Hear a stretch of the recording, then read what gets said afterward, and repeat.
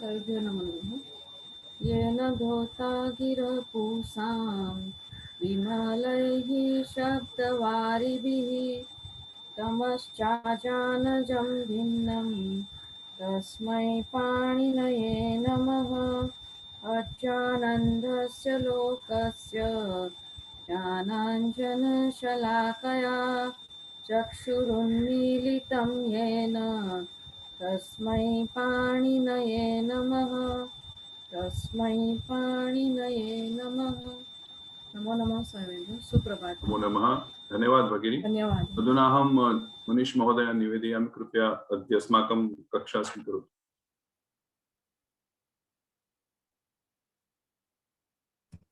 सर्वेभ्यो नमो नमः। आज की कक्षा प्रारंभ करते हैं। तो अब तक आप सभी ने अदंत गणों को पढ़ लिया। पाणिनि ने जिन 10 गणों को, मतलब धातुओं को 10 गणों में विभाजित किया था, तो उन 10 गणों में से भी हमने 2 गण बनाए गए थे। एक थे अदंत गण और दूसरा था अनदंत गण। अदंत गण में 10 गणों में से 4 गण आते हैं और अनदंत में कितने आते हैं? बाकी के बचे हुए 6 आते हैं। ठीक है, तो अब हमने 4 गणों के बारे में अध्ययन कर लिया। तो इन 4 गणों को अदंत गण क्यों कहते हैं? क्योंकि आपने देखा होगा कि इन चारों गणों में जब हम विकर्ण लगाते हैं, इस विकर्ण लगाने के बाद में जो हमारा अंग बनता है वह कैसा बनता है? अदंत बनता है। अर्थात हमने उसके अंतिम में हमेशा हमको क्या मिलता है? अ मिलता है। ठीक है, तो अब चलते हैं आगे। हम अनदंत गण प्रारंभ करते हैं। उससे पहले अनदंत गण में सबसे पहला जो हमारा क्या कहते हैं गण है, वो है हमारा कौन सा गण? क्रियादि गण। ठीक है, अब विचार करते हैं क्रियादि गण। आप सभी को स्क्रीन शेयर कर देता हूं मैं।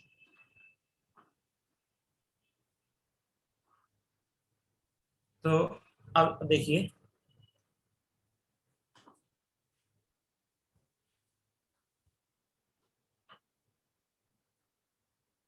तो सबसे पहले हमारा घर अब आज क्या है, हम क्रियादि गण से प्रारंभ करेंगे। तो सबसे पहले आप सभी लोग नोट करिए कि हमारे जो क्रियादि गण है वो स्वादिगण, एक मिनट, स्वादिगण, सॉरी, स्वादिगण, हाँ स्वादिगण। जो हमारा स्वादिगण है, उस स्वादिगण से हम कौन सा विकर्ण लगाते हैं, सबसे पहले हमें ये विचार करना है। तो हमारा स्वादिगण में क्या विकर्ण लगता है? तो स्वादिभ्यः श्नुः। ठीक है, तो आप सभी लोग नोट कर लीजिएगा कि हमारा स्वादिगण का विकर्ण क्या है? श्नु विकर्ण है हमारा। ठीक है, अब हमें श्नु विकर्ण लगाना है। किसमें लगाना है? क्रियादिगणों की धातुओं में। तो क्रियादिगण की धातुओं में अभी सबसे पहले हम श्नु हमारा क्या है? विकर्ण है, पर प्रत्यय भी है हमारा। उसको हमने एक विशेष नाम दे रखा है प्रत्यय को, इस प्रत्यय को विकर्ण नाम। तो अब ये बताइए, अब देखिए कि इस प्रत्यय की पहचान करिए, मतलब श्नु प्रत्यय की पहचान करिए। तो श्नु प्रत्यय आपका कैसा है, कोई बताएगा? शीत प्रत्यय है। देखिए, शीत प्रत्यय होने का कोई फायदा नहीं है। शीत प्रत्यय का क्या प्रयोजन है वो बताइए। सार्वधातुक। हाँ, सार्वधातुक हलादि अपित। सार्वधातुक प्रत्यय है। हलादि अपित, आपको कैसे बोला है? हलादि अपित सार्वधातुक प्रत्यय। ठीक है, तो मैंने आपको बताया था कि जहां पर भी आपको श की संज्ञा मिलेगी वहां पर क्या शित होगा? तो शित का प्रयोजन क्या है? सार्वधातुक। और हमें सार्वधातुक प्रत्ययों में ही पित अपित का विचार करना है, इत्यादि में नहीं करना है। ठीक है, तो अब चलते हैं। तो अभी देखिए, अब आपको यहाँ पर जो विषय आपने यहाँ हमने पहले क्या पढ़ा था कि प्रत्यय को हम जब धातु और विकर्ण को मिलाएंगे तो उसकी प्रक्रिया कठिन होगी। हमने पढ़ा था, नहीं पढ़ा था? पर जब धातु और विकर्ण को मिलाने के बाद में जो अंग बन जाएगा उससे प्रत्यय जोड़ना आसान है। हमने अब तक ये सीखा था। क्या सीखा था हमने? मैं दिखाता हूं आपको।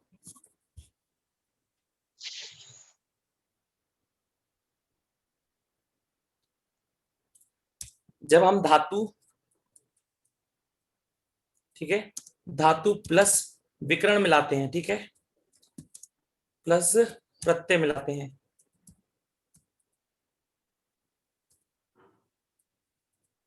देखिए धातु और विकर्ण जब मिलता है तो अदंत गणों में धातु और विकर्ण के बीच में जो प्रोसेस होता है वह होता है हार्ड प्रोसेस। ठीक है, और जो विकर्ण मिलने, अब धातु विकर्ण मिलने के बाद जब हमारा कोई अंग बन जाता है तो उससे हम जब प्रत्यय लगाते हैं तो क्या होता है? वो प्रत्यय लगाना आसान होता है।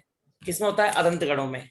समझ में आया कि अदंत गणों में प्रत्यय को जोड़ना तो आसान है, पर धातु और विकर्ण को जोड़ना कठिन है। अब हम जो अनदंत गण पढ़ेंगे उस अनदंत गण में क्या होता है कि धातु और विकर्ण को जोड़ना आसान है पर प्रत्यय को जोड़ना कठिन है। समझ में आया आपको? क्या है कि अदंत गणों में धातु और विकर्ण को जोड़ना कठिन है, प्रत्यय को जोड़ना आसान है। पर अनदंत गण में धातु और विकर्ण को जोड़ना आसान है, प्रत्यय को जोड़ना थोड़ा कठिन है। थोड़ा कठिन है, ज्यादा कठिन नहीं है। बस आपको थोड़ा सा विचार करना पड़ेगा। अब प्रत्ययों का विचार कैसे करना है, तो देखिए अब आपका हर प्रत्यय आपको पता लगाना चाहिए कि हमारा ये प्रत्यय कैसा है। ठीक है, जब आपको पता रहेगा तो आपको रूप बनाने में आसानी रहेगी। देखिए अब जैसे ये ती प्रत्यय है आपका, अब इनमें ये बताइएगा आप मुझे कि आपके हलादि पित्त प्रत्यय कौन कौन से हैं? इसीमी तू त स ती आनी सी मी अ- तू ता सा। स अब ये हमारे हलादि पित्त प्रत्यय हैं। ठीक है, तो देखिए मैं इनको यहां लिख देता हूं। हाँ,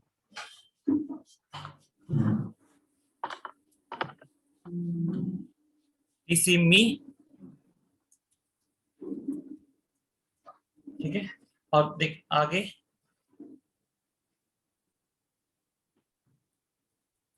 केवल तू, केवल तू हमारा कैसा प्रत्यय है? ये तू हमारा हलादि पित्त प्रत्यय है, पर तात हमारा कैसा प्रत्यय है? हलादि अपित। अपित। समझ में आया? तात हमारा कैसा है? हलादि अपित है। ठीक है, अब इसी प्रकार आप हम अभी कर लेंगे इसको, पर लेकिन अब हमको क्या करना है, पहले सबसे पहले विकर्ण जोड़ना है। क्या जोड़ना है? विकर्ण जोड़ना आना चाहिए। तो सबसे पहले हम क्या करते हैं, देखिए आपको भवादिगण इत्यादिगण की धातुएं दिखाता हूं।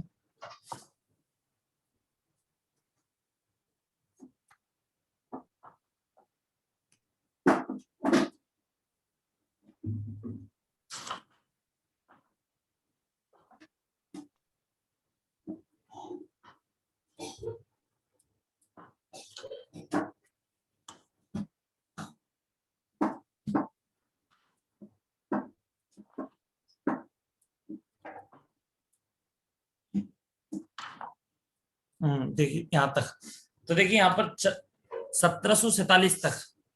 ठीक है, एक मिनट, क्रियादिगण स्वादिगण। तो हम आप सभी को अगर देखें तो आपने 1700 धातुओं के रूप बनाने आपने सीख लिए हैं। कितने धातु के रूप बनाने सीख लिए हैं? 1700 धातुओं के। ठीक है, अब जो बची हुई धातुएं हमारी 230 धातुएं हैं, अब हमें उनके रूप बनाने सीखने हैं। ठीक है, पर आप यदि सभी लोग प्रयास करेंगे, अब यदि आप देखेंगे अच्छे से, तो आपको ये 1700 के रूप बनाने एकदम अच्छे से आ जाएंगे बिल्कुल।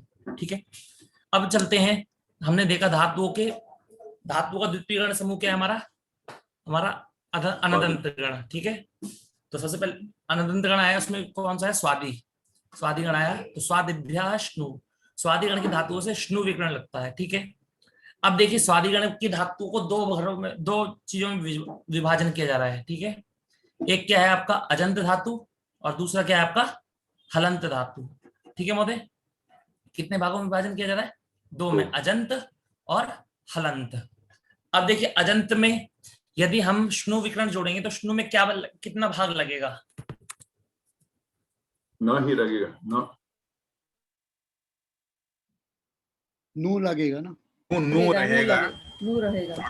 सा की संज्ञा हो जाएगी लसक का देते, और नू नू रहेगा।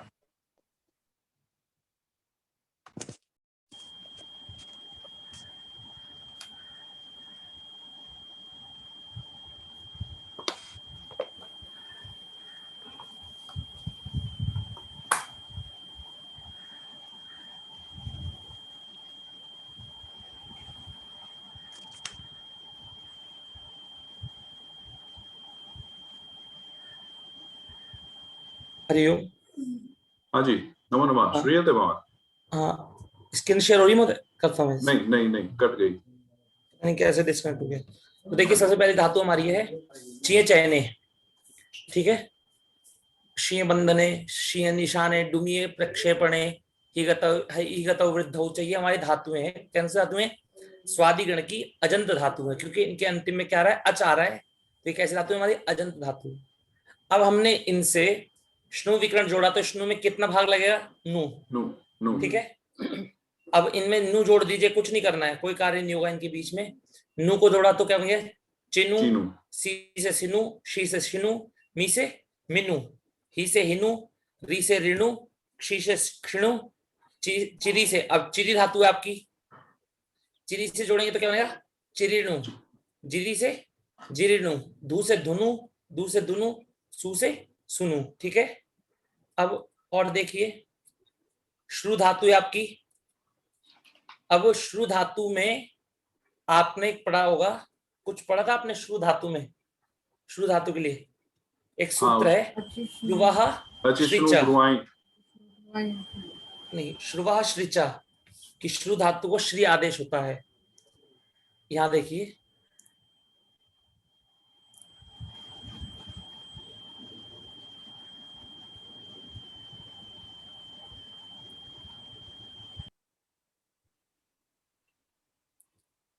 कुछ दिख रहा है महोदय? श्रुवः श्रिचा सूत्र, तो ये देखिए श्रुवः श्रिचा सूत्र क्या कह रहा है, एक बार बताइए। शुरू धातु के स्थान पर श्री आदेश होता है शित प्रत्यय परे होने पर, ठीक है। अब ये जो आपने श्रु धातु है आपकी, ठीक है, श्रु धातु के बाद में आपने श्नु प्रत्यय लगाया। श्रु धातु किस गण की है? स्वादि गण की है। इस कारण आपने कौन सा विकरण लगाया? श्नु विकरण लगाया। श्नु लगाने के कारण क्या हो गया कि श्नु कैसा है हमारा? शित प्रत्यय है, ठीक है ना। कैसा प्रत्यय है? शित प्रत्यय है। तो शित प्रत्यय मान करके इसको क्या हो गया? श्रु के स्थान पे क्या हो गया? श्री आदेश हो गया, ठीक है। तो श्रु के स्थान पे आप क्या कर देंगे? श्री कर देंगे, तो आपका रूप क्या बन जाएगा? शृणोति बनेगा, ठीक है। उसी प्रकार यहां दिखा रहे हैं कि श्रु धातु के स्थान पे, ये कहां गया? हाँ, कि श्रु धातु के स्थान पे जब आपने नु जोड़ा श्रु धातु में, तो क्या बन गया आपका? श्रेणु, ठीक है। कैसे बना आपको पता लगा? सूत्र क्या है आपका? श्रुवः श्रिचा।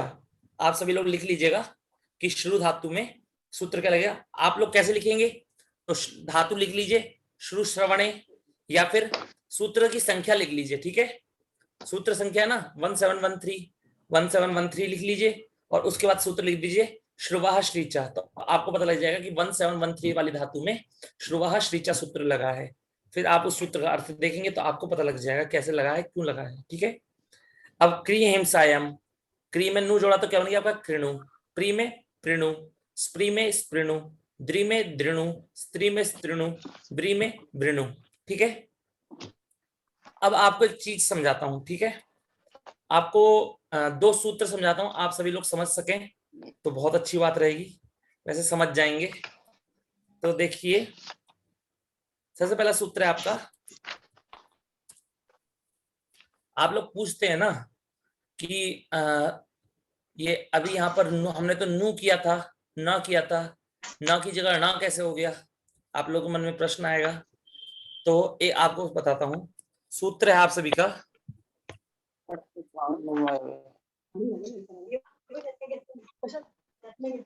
मनी जी मैं सबको म्यूट करता हूं, बाद में आप अनम्यूट कर दीजिए। जी महोदय।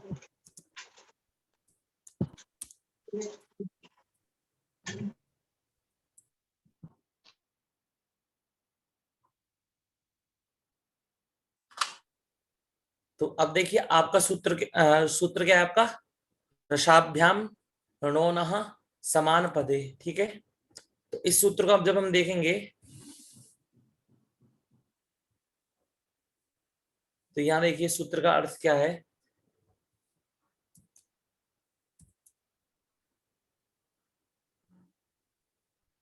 तो क्या इसमें देखिए हमारे रसाभ्याम में है पंचमी विभक्ति। तो आपको बताता हूं, पंचमी विभक्ति जिस शब्द में होगी उस शब्द से परे काम होगा, उस शब्द से बाद में काम होगा।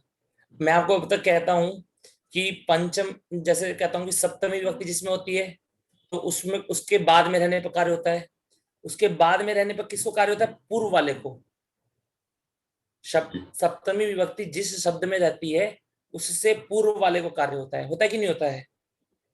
जैसे हमने बोल दिया कि शित पर, जैसे हमारा सूत्र यही था अभी, जैसे श्रुवः श्रीचा सूत्र है, ठीक है। तो इस श्रुवः श्रीचा में शिति आ रहा है आपका, ठीक है। तो शिति की निवृत्ति हो रही है, तो शिति का अर्थ में क्या होगा? शीत परे होने पर। शित परे होने पर। अच्छा, शित परे होने पर कब कहाँ कार्य होता है? तो शित प्रत्यय के परे होने पर पूर्व को कार्य होता है। शित प्रत्यय के परे होने पर किसको कार्य होता है? पूर्व को कार्य होता है कि नहीं होता है? जैसे देखिए, शित प्रत्यय बाद में है, श्नु हमारा शित प्रत्यय है, तो शित प्रत्यय बाद में होने पर किसको कार्य हुआ? पूर्व वाले को कार्य हुआ, ठीक है, ठीक है, श्रु को कार्य हुआ। अब पंचमी विभक्ति जिस शब्द में रहती है उससे बाद वाले को कार्य होता है, ठीक है। पंचमी विभक्ति जिसमें रहती है उसमें क्या होता है? बाद वाले को कार्य होता है। आपको समझ में आ गया? तो अब देखिए सूत्र कहता है आपका रसाभ्याम, मतलब कि र और श के बाद वाले को कार्य होगा। किसको कार्य होगा महोदय? र और श से, र और श, र और श के बाद वाले को कार्य होगा। और अब कह रहे हैं कि र और श से बाद में क्या होना चाहिए? तो कह रहे हैं कि र और श के बाद में न के स्थान पे कार्य होगा। किसके? षष्ठी विभक्ति किस में है? न में। देखिए, नहा में आपकी षष्ठी विभक्ति है, ठीक है। और प्रथमा विभक्ति किस में है? न में। तो सूत्र का अर्थ बना कि र और श के बाद में न हो तो उस न को क्या होता है? ण होता है, ठीक है। रसाभ्याम का अर्थ क्या निकला? र और श के बाद में, ठीक है, या फिर र और श के बाद को, बाद में या बाद को में जो न होगा उसके न के स्थान पे क्या हो जाएगा? ण हो जाएगा, ठीक है। तो अब देखिए, जैसे देखिए यहां पर देखिए आपको दिख रहा होगा, तो पुष धातु है हमारी। हरिओम, सभी लोग दिख रहा है सब? देखिए यहाँ पर हमारी पुष धातु है। अब पुष धातु से हमने ना लगाया है, ठीक है। पुष धातु से हमने क्या लगाया? स्ना विकरण लगाया। स्ना विकरण लगाने में शा की संज्ञा होगी पचन्ना। अब पुष में जो शा है ये हमारा क्या है? मूर्धन्य शकार है कि नहीं है? जी। तो यदि मूर्धन्य शकार के बाद में कभी भी आपको ना मिलेगा तो उस ना को क्या हो जाएगा? णा हो जाएगा। उस ना को क्या हो जाएगा? णा हो जाएगा, ठीक है। अब कह रहे हैं, अब यहां देखिए चतुर प्लस नाम में देखिए, तो चतुर में र है, और यदि र के बाद में कभी ना आएगा तो उस ना को भी णा हो जाएगा। अर्थात कि मूर्धन्य शकार के बाद में यदि कभी ना आए तो उस ना को णा हो जाए, या फिर रकार के बाद, रेफ के बाद में कभी ना आए तो उस ना को क्या हो जाए? णा हो जाए, ठीक है। सूत्र का अर्थ देखिए क्या लिखा? चतुर नाम में तो र को भी णा कर दिया। र है ना, र। तो उसको ना क्यों? टाइपो है क्या? मिस्टेक है नहीं, क्या? र को ना नहीं हुआ है महोदय।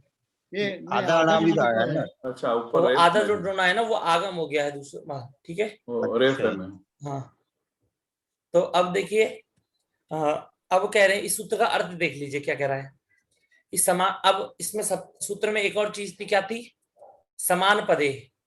समान पदे मतलब जो आपका श और न हो, जो आपका श और न हो वो किस में होना चाहिए? एक ही पद के अंदर होना चाहिए। समान पदे मतलब समझ में आया आपको? कि एक पद के अंदर ही आपका श और न होना चाहिए, ठीक है। तो आप सभी को समझ में आया होगा। क्या समझ में आया? कि कभी भी मूर्धन्य शकार के बाद में ना हो या फिर रेफ के बाद में ना हो, उस ना के स्थान पे क्या हो जाता है? णा हो जाता है, ठीक है। तो अब देखिए, अब इन्होंने ये बताया, तो सूत्र का अर्थ समझ में आया कि समान पदे। समान पदे मतलब समान पद में, मतलब एक ही पद में, एक पद में समान पदे मतलब जिस जो आपका शकार है और नकार है वो दोनों एक ही पद के अंदर होने चाहिए। समझ में आया? समान पद का मतलब क्लियर कीजिए, उसको उदाहरण देके। हाँ, देखिए जैसे पुष्णाति है आपका, ठीक है। तो आपका पद क्या है? आपका पुष्णाति है कि नहीं है?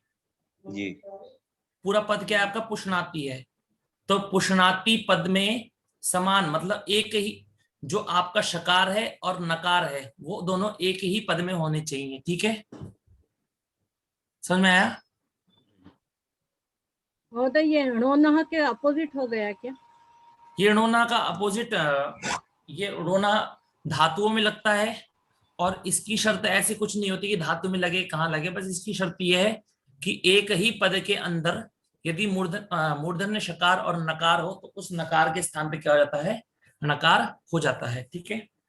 अब कह रहे हैं अस्मिन् सूत्रे समान पदे इति किमर्थम उक्तम आसीत्, यदि रेफः शकारः यस्मिन् पदे अस्ति तस्मिन् पदे नकारः नास्ति तर्हि नकारस्य णत्वं न भवति। यथा अब देखिए अग्नि सु नयति है, ठीक है।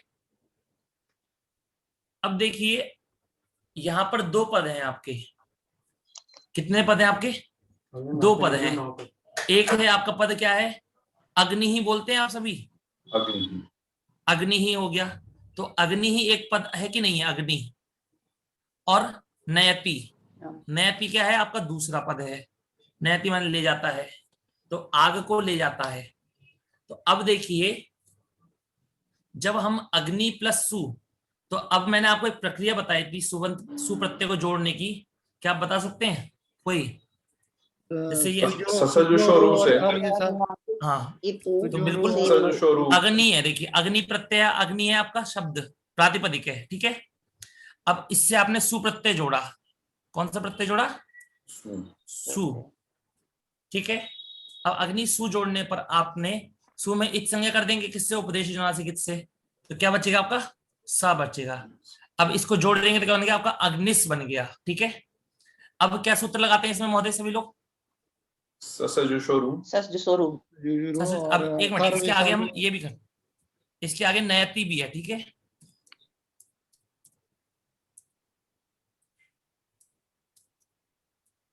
ठीक है, तो अब सूत्र आया हमारा, क्या आया? खरवसानयोर विसर्जनीय। वो सबसे पहले ससजुषो रुहु, सूत्र क्या है? ससजुषो रुहु। तो उसने कहा कि सा के स्थान पे क्या हो गया? रू हो गया। रू में उ अनुनासिक था तो उ की संज्ञा के क्या हो गया? रा हो गया, ठीक है। अब देखिए जो आपका खरवसानय और विसर्जनीय वो यहाँ पर नहीं लगेगा, नहीं लगेगा। क्यों नहीं लगेगा? आगे उसकी दो शर्त, अवसान नहीं है ना? नहीं, उसकी दो शर्त रहती हैं, एक तो उसको चाहिए अवसान और दूसरा चाहिए उसको खर परे होने। इन दोनों में से कोई सा भी मिले तो वो रा के स्थान पे विसर्ग कर देगा, अगर इन दोनों में से कोई सा भी नहीं मिले तो रा के स्थान पे विसर्ग नहीं करेगा। अब देखिए पहली शर्त क्या थी? अवसान। अवसान किसे कहते हैं? तो विरामो वसानम, आपका सूत्र है ना, विरामो अवसान मतलब कि उस पद के बाद, उस शब्द के बाद में कोई भी शब्द ना हो तो क्या कहते हैं हम? अवसान है, अवसान में है, समझ में आया? तो रा के बाद में तो ना है, रा के बाद में तो ना है, अर्थात अवसान में तो नहीं है, समझ में आया? कि यदि रा के बाद में कोई वर्ण होगा तो अवसान नहीं होगा, और यदि कोई वर्ण नहीं है तो अवसान होगा, समझ में आया? अब देखिए, अब दूसरी शर्त क्या थी? खर परे होने पर। खर में कौन कौन से वर्ण आते हैं, बता सकते हैं कोई? नहीं ऐसे नहीं, 1 और 2। हाँ बिल्कुल सही, जैसे जिस प्रकार मैंने बताया है, खर प्रत्याहार में 2 मतलब वर्गों के द्वितीय, प्रथम और तीनों शकार, इस प्रकार आपने तीनों शकार छोड़ दिया था जयश्री जी, ठीक है। तो वर्गों द्वितीय, प्रथम और तीनों शकार, तो देखिए ये जो आपका ना है ये द्वितीय, प्रथम या तीनों शकारों में आता है क्या? नहीं, तो इसका मतलब क्या? बाद में खर प्रत्याहार भी हमारा नहीं है, अर्थात रा को विसर्ग नहीं होगा, रा का रा ही रह जाएगा, ठीक है, समझ में आया? अब यहाँ बताइए कि यहाँ पर कितने पद हैं आपके? 2 पद है। 2 पद है, 2 पद है कि नहीं है? 2 पद है। अब इन दोनों को हम जोड़ेंगे तो बन गया आपका अग्निर्नयति। क्या बन गया? अग्निर्नयति। अब आपके मन में प्रश्न आया कि आपने कहा कि रसाभ्याम नोणः समान पदे, आपने सोचा कि रा के बाद में कभी भी ना मिलेगा तो उसको ना हो जाता है, तो यहाँ पर रा है और इस रा के बाद में ना है, तो इस ना को ना होना चाहिए, होना चाहिए कि नहीं होना चाहिए? अब पर लेकिन सूत्र ने क्या कहा, समान पदे। समान। समान पदे माने कि जो आपका र हो और ना हो वो दोनों एक ही पद के होने चाहिए। पर यहाँ पर देखिए, यहाँ पर क्या हुआ कि जो अग्निर का र है वो अलग पद का है और जो ना है नयति का वो अलग पद का है। समझ में आया? तो अलग अलग पद के होने के कारण यहाँ पर ना को ना नहीं होगा। यदि ना को ना करना है तो दोनों के दोनों एक ही पद के होने चाहिए। समझ में आया आपको? सभी को समझ में आ गया? पवन जी, यदि हम लोग जी, अग्निर नयति स्पष्ट हो करेंगे गया। तो वो एक पद में नहीं आ जाता है फिर? जी नहीं, स्पष्ट हो गया। हाँ, सर, अग्निर नयति हम लोग इसको जोड़ देंगे तो फिर उसके बाद में एक पद नहीं बन जाता है, नहीं, अग्निपद नयति जोड़ने पर पद नहीं बनेगा आपका। समास अभी हो मत जाता है। सोचिएगा कि हाँ अग्नि नहीं, पद नहीं बनेगा। अभी भी देखिए आपका जो रा है, ये जो रा है ना आपका अग्निर में रा, ये पद का ज्ञान कराएगा आपको। जब समास होता है तो समास होने के बाद ये र हट जाएगा। पर लेकिन समास आपका, ये अग्नि आपका प्रातिपदिक है और नयति आपका क्या है? क्रियापद। नयति आपका क्रियापद है। और प्रातिपदिक और क्रियापद इन दोनों के बीच में बहुत ही कम समास होता है। अत्यधिक समास कहाँ होता है? प्रातिपदिक और प्रातिपदिक के बीच में होता है। समझ में आया आपको? जब आप पढ़ेंगे ना तो सुबंत और सुबंत के बीच में ही समास होता है। ठीक है, तो अग्निर नयति जोड़ने के बाद में आप भी सोचेंगे कि ये दो एक पद बन जाएगा, तो नहीं, इसमें ये दो ही पद हैं आपके। कौन कौन से पद हैं? एक है अग्नि और दूसरा क्या है आपका? नयति। ठीक है, समझ में आया सभी को? तो अब इस सूत्र का अर्थ समझ में आ गया आपको? तो अब इस सूत्र में देखिए, इस सूत्र में आपने क्या पढ़ा कि रा और शा के बाद में ना हो तो उस ना को क्या होता है? ना होता है। तो देखिए रा या मूर्धन्य श के बाद में ना हो तो आपको ना के स्थान पे क्या करना है? हाँ, ना के स्थान पर ना करना है। ठीक है, अब सूत्र एक वार्तिक और आती है इस सूत्र के अंतर्गत। इस सूत्र के अंतर्गत एक वार्तिक और आती है। वार्तिक क्या है मैं लिख देता हूं, आप सभी लोग लिख लीजिएगा।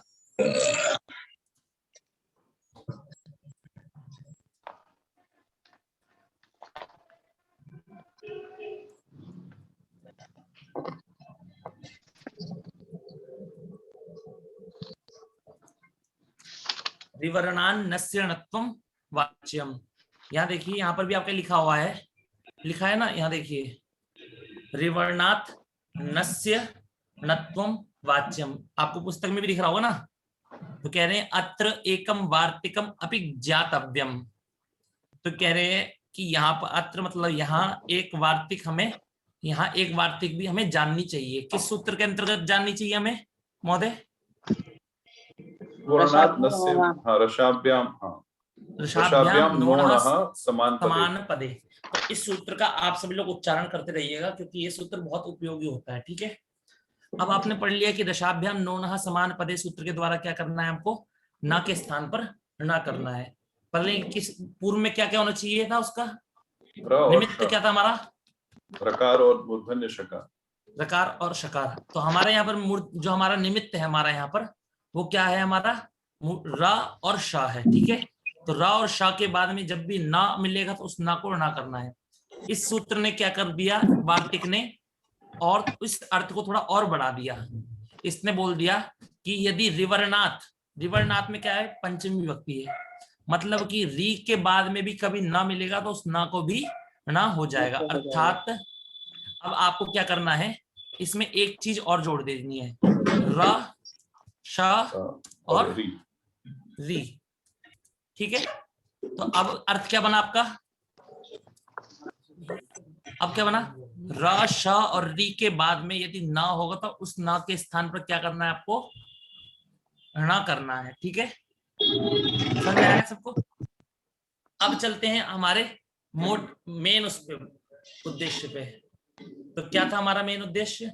धातुओं में हमने देखा कि जैसे ही हमने श्रु धातु को श्री किया, श्रु धातु को श्री किया, देखिए यहां पर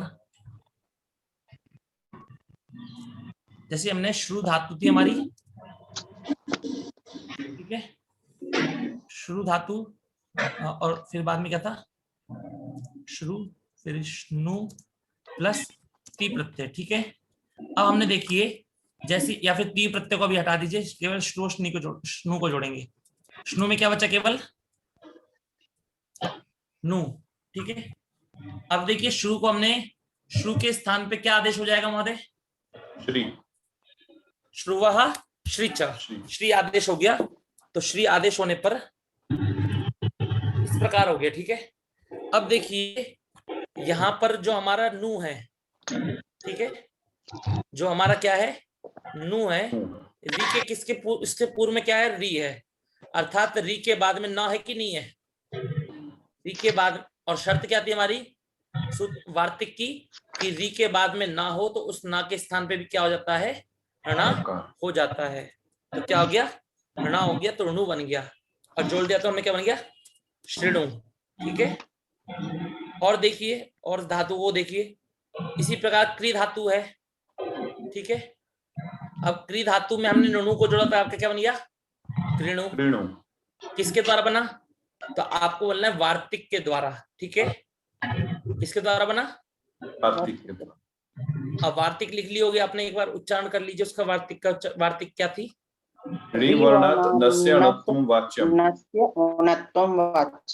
बिल्कुल, ठीक है। इसको ध्यान रखिएगा कि वार्तिक का नाम याद, वार्तिक को 10-12 बार दोहरा लीजिएगा कि रिवर्णात् नस्य णत्वं वाच्यम। इस वार्तिक द्वारा री के बाद में यदि ना मिले तो उस ना को ना हो जाता है। अब इसी प्रकार प्री से प्रणु, स्त्री से स्पृणु, द्रि से दृणु, स्त्री से स्त्रीणु, व्री से वृणु, ठीक है।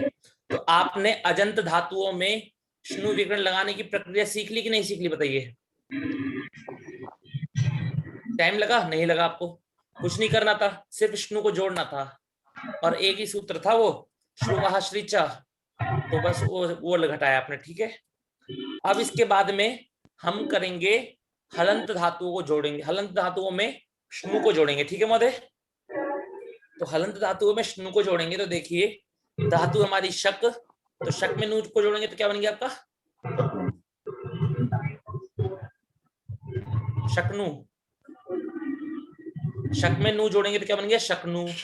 सक में सगनु, दघ में दघनु, चम में चमनु, अश में अश्नु, अह में अहनु, तिक में तिकनु, तिक में तिकनु, स्तिग में स्तिगनु, रिद में रिदनु, त्रिप में त्रिपनु, धृष में धृष्णु, राध में राधनु, साध में साधनु, आप में आपनु, दाश में दाशनु, ठीक है, इत्यादि और भी जो धातुएं हैं, ठीक है। और देखिए यहाँ पर दम्भ में जोड़ेंगे तो क्या बन जाएगा आपका, दभनु, ठीक है। अब देखिए दम्भ में दभनु कैसे बन गया आपका। अब ये दम्भ धातु आपको याद होगा कि दम्भ धातु आपकी कहाँ की है, अनिदित धातु है। सबसे पहले देखिए दम्भ धातु में आपको क्या दिख रहा है, बीच में माँ दिख रहा है ना, बीच में माँ दिख रहा है। और ये जो माँ आया कहाँ से, यदि आप सोचेंगे कि ये इदित धातु है तो इदितो नुम धातु से नुम आ गया, तो यहाँ तो इदित धातु नहीं है आपकी। इसका अर्थ मतलब क्या है कि इस जो आप दम्भ में जो माँ है पहले से ही पड़ा हुआ है, अर्थात पहले से पड़ा होने के कारण ये कैसी धातु है हमारी, अनिदित धातु है। कैसी धातु है, अनिदित। तो अनिदित धातुओं का क्या प्रयोजन है, कुछ बता सकते हैं, किसी को याद हो तो।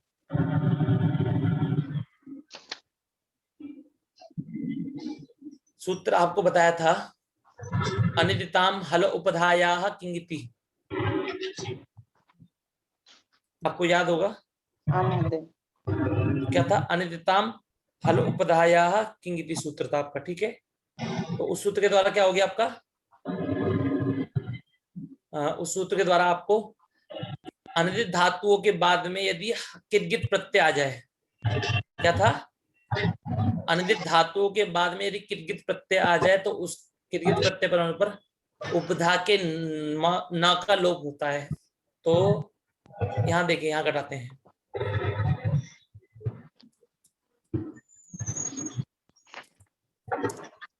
दम्भ धातु है हमारी, श्नु विकरण लगाया, श्नु का क्या जोड़ दिया हमने, केवल नु जोड़ दिया, ठीक है। अब ये नु प्रत्यय कैसा था आपका, निकुंज महोदय आपने बताया था कि नु प्रत्यय हमारा हलादि अपित सार्वधातुक प्रत्यय, ठीक है। अपित होने से क्या है, ये हितवत हो गितवत गया। गितवत हो गया हमारा। ठीक है, मतलब कि गित को निमित्त मान करके जो कार्य होते हैं वो यहाँ पर भी हो सकते हैं। तो नु हमारा गितवत है, तो सूत्र कहता है, और ये धातु हमारी कैसी धातु है? अनिदित धातु। कैसी धातु है? अनिदित। अनिदित धातु है। तो कह रहे हैं कि अनिदित धातु की उपधा के न का लोप होता है कित गित प्रत्यय के परे होने पर। ठीक है, अभी देखिए ये जो माँ है, कित गित प्रत्यय बाद में है कि नहीं है? गित प्रत्यय, जी। गित प्रत्यय बाद में, तो उपधा के माँ का लोप हो गया, तो क्या बनेगा आपका? केवल दब। दब। और नु को जोड़ेंगे तो क्या बन जाएगा? दबनु। दबनु। ठीक है,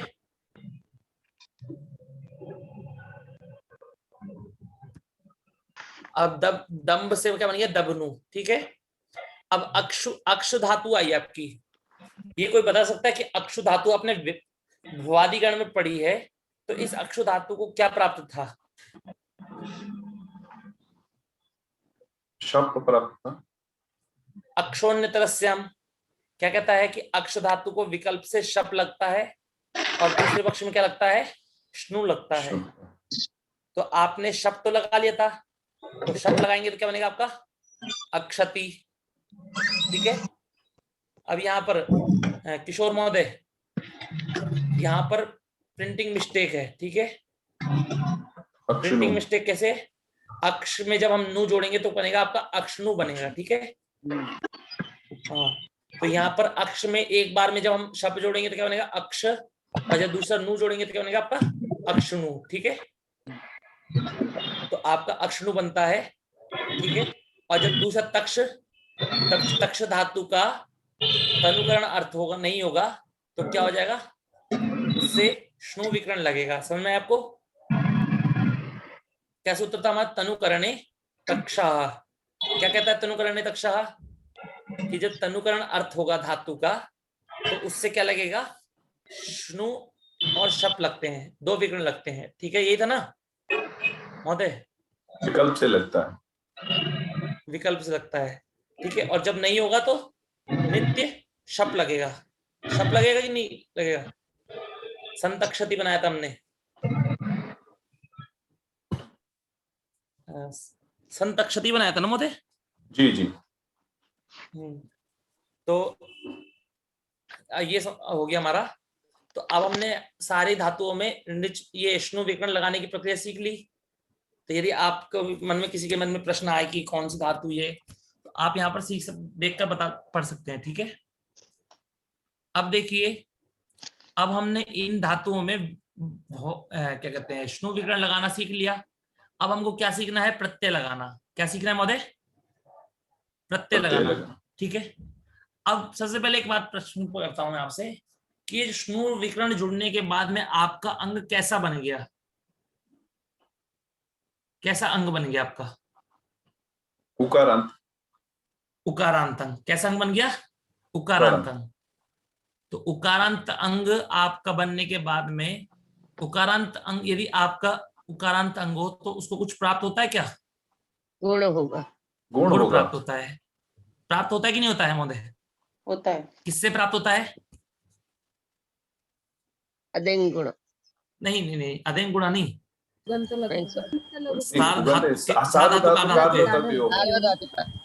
ठीक है, तो साधातुक आर्धातुक के द्वारा आपके क्या होगा? उस उ को गुण प्राप्त होगा। तो पहले तो सब जगह प्राप्त होता है, फिर मैंने आपको कई बार पढ़ा चुका हूं, तो बाद में जब आप टीचर सूत्र लग जाता है, उसके बाद में केवल किस जगह प्राप्त होगा? ये बताइए, किस जगह केवल गुण प्राप्त होगा? में गीत और गीत नहीं होगा तभी प्राप्त होगा। देखिए आपके, मैं यहाँ पर फिर से आपको समझाता हूं। यहाँ पर हमने धातु ले ली चिनु। ठीक है, एक एक धातु ले रहा हूं, एक एक गण की। चिनु, चिनु के बाद में मैंने ती लगाया। ठीक है, ये कैसा है आपका ती? या फिर आप, अब आपने कह रहे थे तो मैं आपकी इसकी ती की जगह मैं और ले लेता हूं, मैं ले लेता हूं तू। ठीक है, अब दोबारा से फिर चिन्ह धातु आई। ठीक है, और इससे फिर हमने तू की जगह लगा दिया हमने आनी। ठीक है। फिर दूसरा लगा लिया हमने तू की जगह लगा लिया हमने तू, क्या कहते हैं, ई लगा लीजिए। ये तहा, तहा, ठीक है, ठीक है महोदय। अब हमारा ये आ गया, अब चिन्नू प्लस उसके बाद में हमने लगाया अंति, ठीक है। अब आपको समझ में आ रहा है? अब देखिए ये इनकी इन चारों प्रत्ययों में धातु हमारी एक ही है। कैसे धातु है? विकर्ण लगने, इष्णु विकर्ण लगने के बाद में हमारी धातु है चिन्नु। और हमने प्रत्यय लगा रहे हैं, 4 प्रत्यय लगा रहे हैं, चारों प्रत्यय अलग अलग हैं। कैसे कि ये प्रत्यय है हमारा, कैसा है? हलादी, हलादी पित्त। हलादी। और ये कैसा है हमारा? आप बताइए, आप लोगों से पूछता हूँ। आजादी पित्त। आजादी पित्त। आजादी पित्त, ठीक है। फिर तहा कैसा है आपका? हलादी अपित्त। हलादी अपित। अपित्त। और अंति कैसा है आपका? आजादी अपित। अपित्त। याद करना है। पीसीमी तूतसा आनी आव आमा आई आवहि आमही और अम, ये पित प्रत्यय को याद कर लीजिए। जो पित प्रत्यय नहीं हो वो कैसा प्रत्यय आपका? अपित प्रत्यय है, ठीक है। तो अब देखिए सूत्र इसी आपको जो मिलेंगे, अब आपको इनके स्वरूपों से, स्वरूप से अंतर कैसे पड़ेगा? प्रत्यय की पहचान से अंतर पड़ेगा, ठीक है। तो कैसे कि आपने देखा हलादी पित्त, आजादी पित्त, हलादी अपित, आजादी अपित, ठीक है। तो आपको ये 4 प्रकार के प्रत्यय मिलेंगे जब आप जोड़ेंगे। तितः, अंति, सीता, तमी, वह, मा। इन सभी प्रत्ययों में, चारों लकारों प्रत्यय में, लट, लोट, लंग, विदलिंग, इन चारों लकारों के प्रत्ययों में आपको इन 4 प्रकार के प्रत्यय मिलेंगे। पित्त, अपित, हजादी, हलादी प्रकार के, ठीक है। अब आपको क्या प्राप्त होता है? सबसे पहले सूत्र प्राप्त होता है, ये चिन्ह हमारा उकारांत है तो इसको क्या होता है? गुण प्राप्त होता है, ठीक है। कहाँ प्राप्त होता है? तो सूत्र कहता है सार्वधातुक और आर्धातुक प्रत्ययों के परे होने पर। तो फिर एक बन गया हमारा कि ये तो हमारा सार्वधातुक, ये जो तू प्रत्यय हमारा, ये कैसा है? ये सार्वधातुक है कि नहीं है? जी। ये भी हमारा सार्वधातुक है, ये भी हमारा सार्वधातुक है, और ये भी हमारा कैसा है? सार्वधातुक है। तो सूत्र का अर्थ था कि सार्वधातुक और आर्धातुक प्रत्यय के परे होने पर क्या होता है? इगंत अंग को गुण होता है। तो यहाँ पर तो चारों के चारों सार्वधातुक हैं, तो चारों के चारों को प्राप्त होना चाहिए। होना चाहिए कि नहीं होना चाहिए महोदय? होना चाहिए। होना चाहिए। अब उसके बाद में फिर सूत्र आया आपका, क्या आया? सूत्र आया आपका फेवरेट सूत्र सभी का, निषेध करने के लिए, किंगतीचा। किंगतीचा। उसने क्या कहा कि कित गित प्रत्यय के परे होने पर गुण नहीं होता है। तो यहाँ इन्होंने कहा कि अरे यहाँ तो कोई है ही नहीं किंकित। तो उन्होंने कहा नहीं है। कौन है? तो उन्होंने कहा सार्व धातुकम अपित, ठीक है। उन्होंने बोला इस सूत्र को जब जोड़ देंगे तो बनेगा आपका सार्वधातुकम अपित, ठीक है। मैंने अलग अलग करके लिखा है ताकि आपको समझ में आ सके। तो इन्होंने कहा अपित सार्वधातुकम। क्या कहा इन्होंने? अपित सार्वधातुकम। तो इन्होंने कहा कि जो आपका अपित सार्वधातुक प्रत्यय है वो क्या हो जाएगा महोदय? ङित्वत हो जाएगा। ङित्वत हो जाएगा। आप सभी को समझ में आ गया? तो ङित्वत होने से क्या हो गया? अब किंगितीचा अपित प्रत्ययों में लगेगा कि नहीं लगेगा? बताइए। लगेगा। इसका मतलब क्या है? गुण वृद्धि नहीं होंगे। तो अब हमने चिन्ह में जो ऊ है इसको हमने गुण करने चले तो हलादी पित्त में गुण हो जाएगा कि नहीं हो जाएगा? हो जाएगा।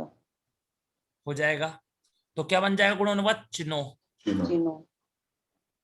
अब आजादी पित्त में गुण होगा? आम महोदय। हो जाएगा। तो चिन्हो कर लिया। फिर हलादी पित्त में गुण होगा क्या? नहीं। नहीं होगा। तो हम चिन्ह का चिन्ह ही रहेगा। और आजादी अपित में गुण होगा क्या? नहीं। तो चिन्ह का चिन्ह ही रहा। तो आपने ये गुण करने की प्रक्रिया कर ली। अब गुण करने के बाद में आपकी प्रक्रिया क्या आती है? संधि करने की, ठीक है। तो चिनो प्लस तू में तो कोई संधि होगी नहीं, तो क्या बन गया आपका चिनोतु। अब आपका है चिनो प्लस आनी में क्या संधि होगी? एचो यावा यावा, एचो यावा यावा, चिनवानी। चिनवानी, क्या बनेगा आपका? चिन्वानी। चिनवानी, चिनवानी तो बन जाएगा आपका। पर पहले ये बताइए मेरे को कि ये ओ को क्या आदेश होगा? आव। अब तो ओ के स्थान पे हमने जो हमारा ये क्या गया, जो ओ था हमारा, ओ के स्थान पे क्या आदेश कर दिया महोदय हमने? अब आव। अब आदेश कर दिया। अब चिन्ह, अब क्या बन गया? ना में आ जुड़ गया तो बन गया आपका चिन्ह, ठीक है। और वा में आ जुड़ गया तो बन गया क्या होगा? वाह। वाह।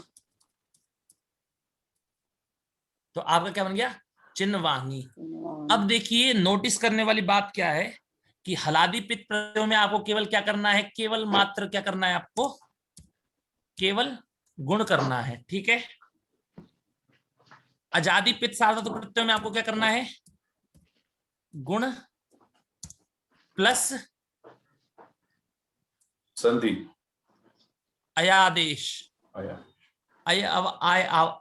अयादि आदेश, ठीक है ना, अयादि आदेश। अब अयादि आदेश में संधि करेंगे तो क्या बनेगा आपका?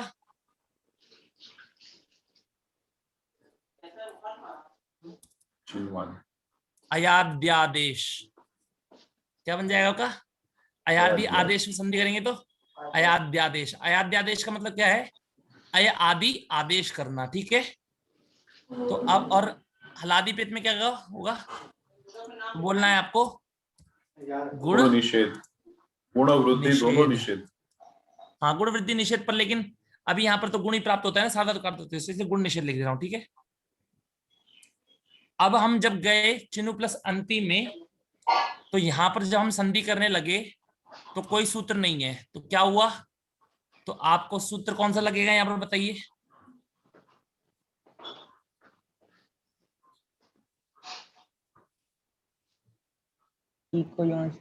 इको यानाची लगेगा सर। इक्विवेलेंसी लगेगा, ठीक है। तो इक्विवेलेंसी लगने के बाद में एक सूत्र पढ़ लेते हैं। सूत्र है हमारा, आप सभी पढ़ चुके हैं। सूत्र क्या है?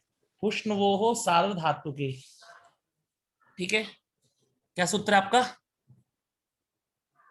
आपने सभी ने पढ़ा है वो सूत्र, ऐसी बात नहीं है, आप सभी ने पढ़ा है। एक मिनट मैं देखता हूं कहां पर है वो पीडीएफ।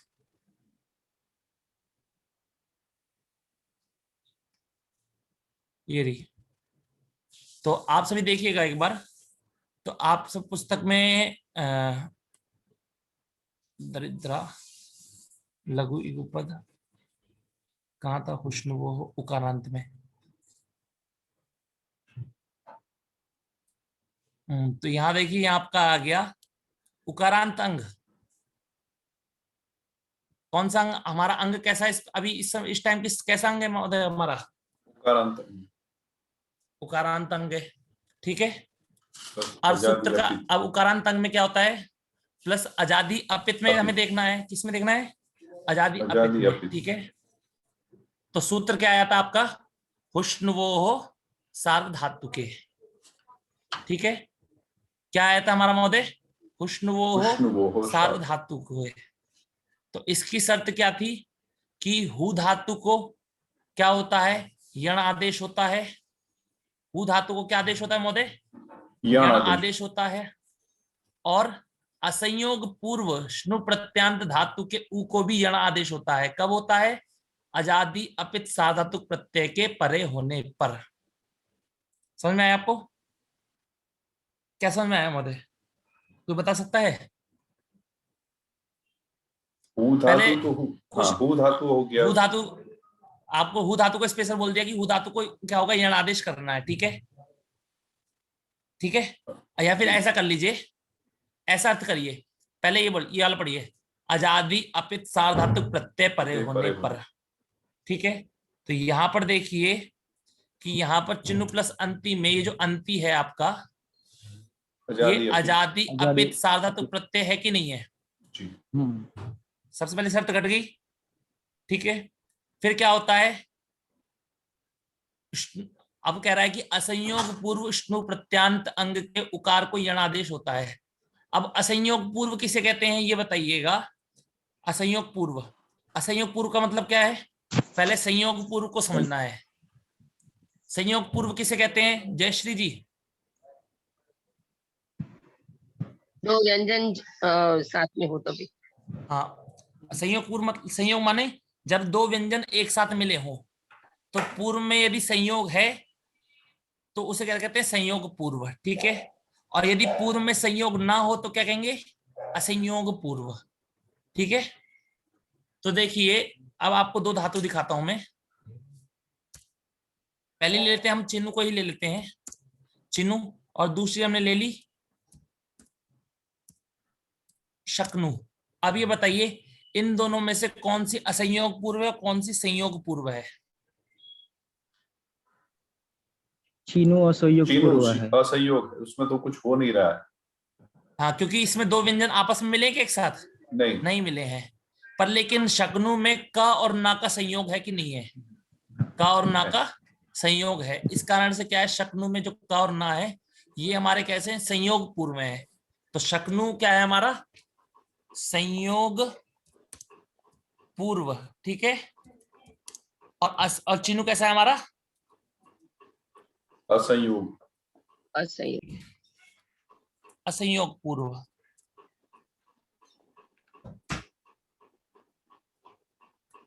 ठीक है। अब सूत्र का दोबारा अर्थ से पढ़िए कि क्या है, असंयोग पूर्व होना चाहिए, मतलब कि पूर्व में संयोग ना हो। और ऐसी कैसे होनी चाहिए, केवल स्नु प्रत्यांत होनी चाहिए। अब ये देखिए कि ये जो चिन्हु है ये भी स्नु प्रत्यांत है और ये शकनु भी आपकी स्नु प्रत्यांत है। दोनों स्नु प्रत्यांत है कि नहीं है बताइए? है। दोनों स्नु प्रत्यांत है, पर एक असंयोग पूर्व स्नु प्रत्यांत है और दूसरी कैसी है हमारी संयोग पूर्व स्नु प्रत्यांत है, ठीक है। तो हमारे क्या सूत्र का अर्थ क्या था कि असंयोग पूर्व स्नु प्रत्यांत अंग के उकार को क्या होता है यण आदेश होता है। कब? अजादि अपित सार्वधातुक प्रत्यय के परे होने पर। अब इसकी शर्त अब देखते हैं घटती नहीं घटी शर्त बताइए। ये चिन्ह धातु हमारी असंयोग पूर्व भी है, स्नु प्रत्यांत है कि नहीं है? असंयोग पूर्व है और स्नु प्रत्यांत है। तो इसके उ को ये हमारे जो उकारांत अंग है इसको क्या हो जाएगा यण आदेश हो जाएगा। तो उ के स्थान पे यण आदेश किस सूत्र के द्वारा हुआ? इको यणाच। फिर से सारी मेहनत में पानी डाल दिया। अरे नहीं सॉरी यण आदेश किस सूत्र के द्वारा हुआ यहाँ पर? उष्णवोः सार्ध धातु के, ठीक है। समझ में आया आपको? तो कब हुआ? जब उसने कहा कि अजादि अपित सार्वधातुक प्रत्यय परे होने पर केवल असंयोग पूर्व स्नु प्रत्यांत को ही गुण हो, वो यण आदेश हो, ठीक है। असंयोग पूर्व स्नु प्रत्यांत को ही यण आदेश हो। समझ में आया आपको? ठीक है। तो ये जो आपका हुष्णवोः सार्ध धातु के सूत्र बना हुआ है ये इसकी शर्त क्या थी आपकी कि केवल स्नु प्रत्यांत होना चाहिए, अर्थात केवल यह सूत्र आपका स्वादि गण में ही लगता है, अन्य गणों में नहीं लगेगा। समझ में आया आपको? जी। समझ में आ गया होगा, क्योंकि इसकी शर्त है स्नु प्रत्यांत, और स्नु प्रत्यांत से कहां मिलेगा? केवल स्वादि गण में ही मिलेगा। तो इसकी उपयोगिता बाहर बेकार है। पर हम हु धातु को निमित्त मान करके कर सकते हैं, क्योंकि हु धातु हमारी किस गण में आएगी? जुहोत्यादि गण में, ठीक है महोदय। तो याद रखिएगा इस सूत्र को, हु धातु को देख के याद रखिएगा कि हु धातु जोत्यादि गण में आएगी। जब हम जोत्यादि गण की धातु बनाएंगे तब हुष्णवोः सार्ध धातु को लगाना पड़ेगा, ठीक है। पर कब लगाना पड़ेगा? केवल अजादि अपित सार्ध धातु प्रत्यय के परे होने पर, ठीक है। अब आपको आपके सामने सभी लोगों के सामने तो आपको समझ में आ गया होगा कि आपको क्या करना है, यण आदेश कर देना है, ठीक है। अजादि अपित सार्ध धातु प्रत्यय के परे होने पर, ठीक है। पर किस सूत्र के द्वारा करना है? तो हुष्णवोः सार्ध धातु के, ठीक है। अब महोदय अब देखते हैं, अब देखिएगा पहले हम किसको ले लेंगे? हलादि पित्त सार्ध धातु को, ठीक है। तो हमारी जितनी भी हलादि पित्त सार्ध धातु प्रत्यय होंगे उनको क्या करना है? हमको केवल क्या करना है? गुण करना है। जोड़ देना, केवल केवल जोड़ गुण करना है, ठीक है। केवल जो हलादी पित्त साधक होंगी। अब चलते हैं माता जी की पुस्तक की तरफ, ठीक है। तो अब तक मैंने आपको बनाना ये दिखा दिया है, पर एक चीज थी अब आपकी कि अब आपको ये अनदंत के प्रत्यय याद होनी चाहिए। तीताहांति सीता मी वहामा। पर अब आपने जो भवादी गण इत्यादि में पढ़ा होगा तो ते इते अंते पढ़ा था नहीं पढ़ा था? ते इते अंते। पर अब यहाँ पर आत्म ये अनदंत धातुओं से क्या लगेगा हमारा? ते आते अते। तो इन प्रत्ययों को याद कर लीजिएगा सभी लोग। ते आते अते, और यहाँ पर वहां ताम इताम अंताम बनता है, यहाँ ताम आताम अताम बनेगा, ठीक है। जब आपने प्रत्यय याद कर लिए तो ये देखिए स्वादिव्याश्नु आपने सूत्र पढ़ाई है, सार्वधातुकमापित सूत्र आपने पढ़ाई है। तो आपको मैं इसलिए कह रहा हूँ कि कुछ नहीं, आपको मैं पढ़ा चुका हूँ, ये आपको समझ में आ चुका है। आप सब लोग इसको यहाँ से देख करके पढ़ेंगे तो आपको समझ में आ जाएगा, ठीक है। उसके बाद में ये स्वादिगण के अजंत धातु बता रहे हैं कि स्वादिगण के अजंत धातुओं में, अजंत धातु कहाँ से 1701 से लेकर 1719 तक जो धातु हैं उनमें श्नु प्रत्यय लगाकर बने हुए अंग क्या कहलाते हैं आपके? असंयोग पूर्व नु प्रत्यांत उकारांत अंग है, ठीक है। समझ में आया आपको? और जो आपकी हलंत धातु हैं, हलंत धातुओं में आप नु जोड़ेंगे तो आपकी संयोग पूर्व हो जाएगी कि नहीं हो जाएगी? वो कि नहीं होगी, बताइए मदय। जी जी। ये देखिए कोई नहीं, आपको मतलब हो जाती कभी कंफ्यूजन हमें बोलने में पूरा, पर अब देखिए यहाँ पर, ठीक है ना, ये हमारी हलंत धातु में है। हलंत धातुओं में हमने श्नु जोड़ा, तो अब ये धातु की हमारी सारी धातु हमारी ये जो अंग बना, ये हमारा सारा अंग कैसे बन गया? हमारा संयोग पूर्व बन गया कि नहीं बन गया? देखिए शक्नु भी हमारा संयोग पूर्व है, हाँ, क्योंकि संयोग का हो गया, किस का संयोग हो गया? का और ना का संयोग हो गया। हलंत धातुओं में नु जुड़ने के बाद में आपका संयोग हो जाएगा, ठीक है। हलंत धातुओं में नु जुड़ने के बाद आपका संयोग हो जाएगा। तो आपकी जितनी भी अजंत धातु है वो आपकी कैसी है? असंयोग पूर्व। देखिए जैसे आपकी वृणु है, ठीक है ना, और भी देख लीजिएगा, ठीक है। स्तृणु में संयोग हुआ है सावरता का, ठीक है। तो हम इनको चीजों को समझेंगे, ठीक है। अब चलते हैं आगे।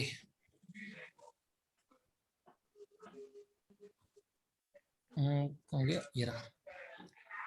तो सबसे पहले तो ये तो माता की पुस्तक में हलादियों के लिए दिखा रहे हैं, पर आपको सबसे पहले मैं वो दिखाता हूँ उसके लिए असंयोग पूर्व के लिए, ठीक है। तो देखिए कि आपके सबसे पहले कितने प्रत्यय थे आपके? जो ये जितने भी आपके पित्त प्रत्यय हैं, कौन से प्रत्यय महोदय? हलादि पित्त, ठीक है। तो उन हलादि पित्त प्रत्यय में आपको क्या करना है? आपने क्या सीखा अभी? आपने क्या करना है आपको? हलादि पित्त में गुण प्लस अयादेश। हलादि पित्त में अजादि पित्त, मैं हलादि पित्त की पूछ रहा हूँ महोदय। हाँ, उसको खाली गुण करना है, केवल गुण करना है। तो देखिए चिन्नु धातु आई हुई है आपकी, चिन्नु को गुण क्या कहते हैं? क्या बन गया आपका? चिन्नो, चिन्हो। ठीक है। तो हलादि पित्त प्रत्यय के लिए आपका अंग क्या बनेगा? चिन्हो बनेगा। हलादि पित्त के लिए आपका गुण क्या बने? अंग क्या बनेगा आपका? चिन्हो। चिन्हो, ठीक है ना। तो ये देख लीजिए,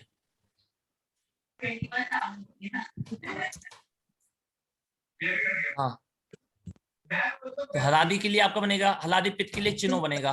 फिर प्रत्यय को जोड़ते जाइए, चिन्होती, चिन्होसी, चिन्होमी, और अचिनु है तो अचिनोत, अचिनो प्लस सा को जोड़ दिया तो अचिनोस, अचिनोस, और फिर सा को रुत्व विसर्ग करके क्या हो गया? अचिनोहो। रुत्व विसर्ग मानने समझते हैं?